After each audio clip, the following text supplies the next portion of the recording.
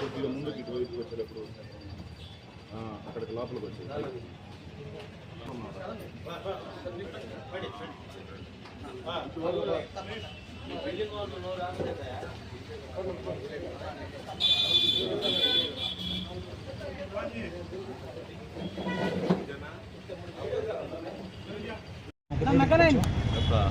దాన్ని చర్చ చేయడం జరిగింది. ఇంకా చర్చింగ్ నడుస్తూ ఉంది.